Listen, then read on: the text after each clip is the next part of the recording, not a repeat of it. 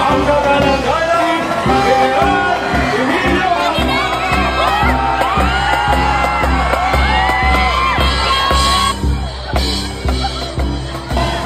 Makinig kayo, mga kababayan ko!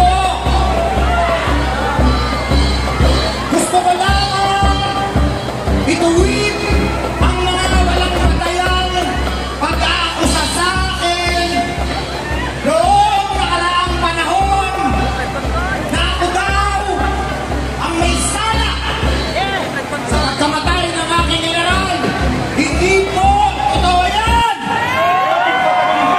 Mula sa National Disability, Senador Manuel Quezon.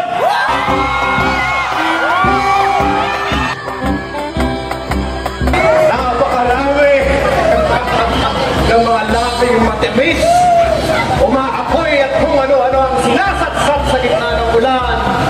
Hinahayaan tayong mabasa upang masabi ang gusto nilang palabok. Tayo ay nasa restaurant. Hindi na naghihina na ang boses na Paumanhin, Senador, nagkaroon lamang ng problema sa mikropono, pero ay nagkakagaugaga sa pamumulitika. Ang ating mga pinuno ay nakayuko hindi para sa karapatan ng mga mamamayan kung hindi sumunod sa gusto ng kanilang amo. na tayo ay mag-iingat sa mga